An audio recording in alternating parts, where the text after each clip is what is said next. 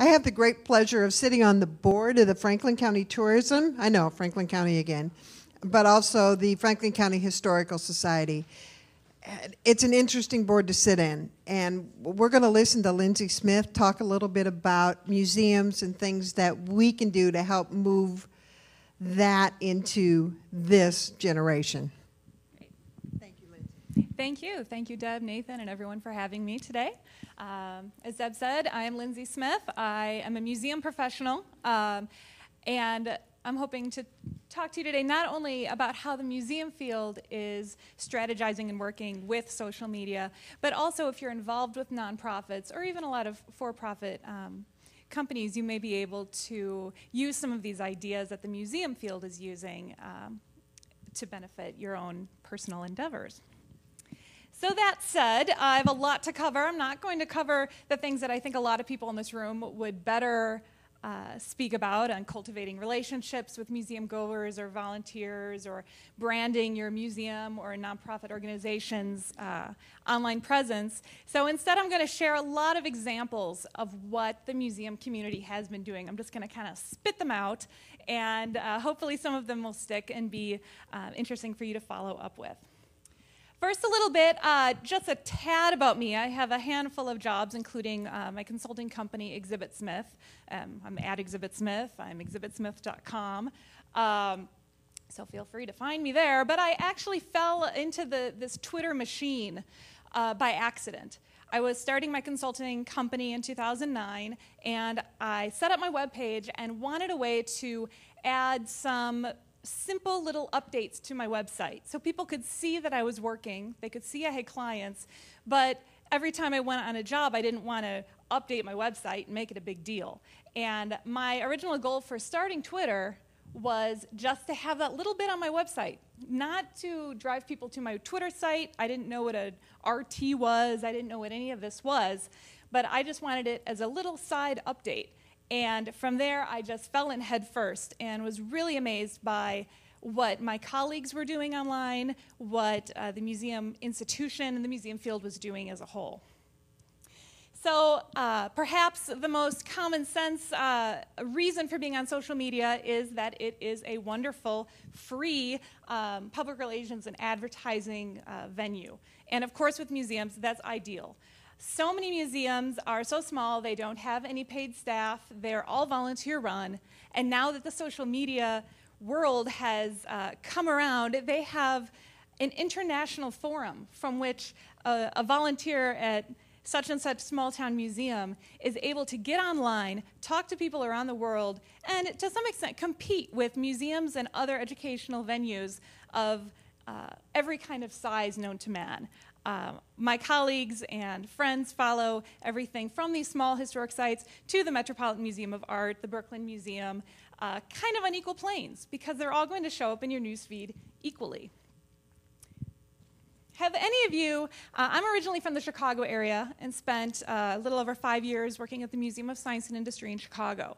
And I was curious to see if any of you had heard about their recent last fall, a social media campaign called the Month at the Museum. Had any of you heard of this? I see some heads nodding, yes. This was a brilliant idea that I can't take any credit for. I worked there, I moved here, I was never involved with their marketing department, but it was fun to watch last fall because I knew so many of the people involved. Essentially, they had a nationwide contest to invite someone to move into their museum for an entire month, blog about it, tweet about it, update their status about it, post YouTube videos that all advertised the museum, of course, because she was living there and showing off all these wonderful attractions for an entire month. She became somewhat of a celebrity. People would come to the museum, paying admission, buying lunch, buying gifts, you know, what museums need to get that income in, because they wanted to see her. And she was also helping promote the museum's mission by promoting science education through her programming and her social media endeavors. This sort of innovative approach really paid off. I can't speak to figures or facts, but it was a hugely creative and hugely successful move on the museum's part to get people engaged with their visitors, both at home and on site at the museum. And as a nonprofit, as a museum, you always have to be in touch with what your mission is.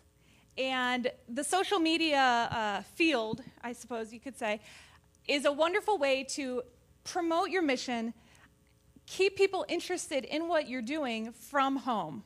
This can be anything from posting. If you're a science museum, you could post, oh, NASA has its space shuttle launch. You get people engaged in these scientific topics while they're at home.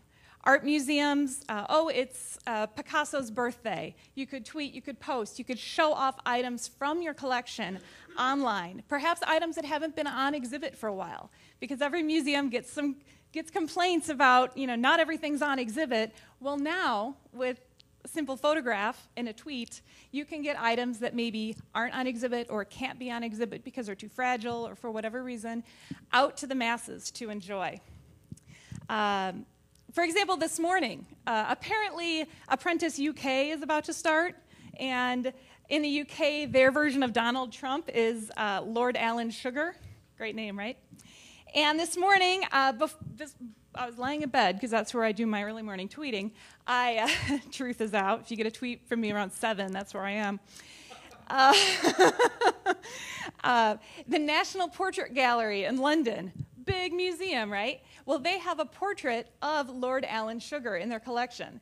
And someone over there had the bright idea, oh wait, the show's about to start. Let's tweet about this. It got me to click the link, and it went straight to their online catalog, and I got to see a portrait of him. So kind of partnering with, piggybacking on the publicity of this upcoming event. Over Mother's Day, it's a great way for museums to use their assets. Art museums are posting mother-themed artwork, whether it was vases of flowers or pictures of mothers and children. For example, the Conner Prairie Living History site, which is very similar to our Living History Farms, was posting about Mother's Day, come see our mothers, our cows, our calves, our horses, our babies. Great ways to just get that extra shout out and give people more excuses, more reasons to come visit the site in person. Of course, history museums the Chicago History Museum will probably tweet about today is Chicago's birthday and give some information, perhaps link it back to their websites. All these things that are keeping people actively involved with the organization without having to leave their house, without having to pay the big bucks to come on site, and keeping the museum in the back of their mind for their future visits, for their future opportunities if they wish to donate or volunteer. You don't want to be forgotten. That leads me to the extension of the visit. As I said, you don't want to be forgotten. So if you get visitors to come to the museum, you don't want them to forget about you when they go home. And this is becoming more and more evident in the larger museums. They're starting to think about smart visits, where perhaps you're in an exhibit and you get a card and you're able to you do a quiz or do an interactive element on exhibit. You're then able to take your answers home or email them or send them to your Twitter page. Or perhaps museums also will post do-it-yourself projects, science experiments for science museums, for example, or do-it-yourself art projects to get the family involved, to keep them remembering at the museum. I'm going to go over real quick a few outreach ideas that I had no idea until I fell onto the Twitter wagon, that are really taking the museum field by storm, and you should check them out. There's Ask a Curator, the hashtag Ask a Curator, that was held on September 1st last year. It was the inaugural Ask a Curator event where curators from around the world were hooked onto their museum's Twitter feed and were able to answer any questions from what the heck is a curator to when is my favorite painting or artifact going to be on display. There's also Follow a Museum, which debuted on February 1st, which just encouraged people to find a new museum and follow them on Twitter. And that had overwhelming response as well. So I guess I'll conclude by saying 10 minutes is not enough.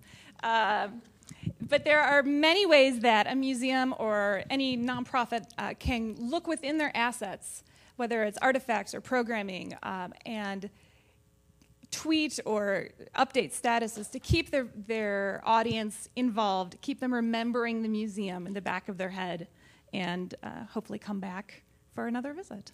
So thank you very much.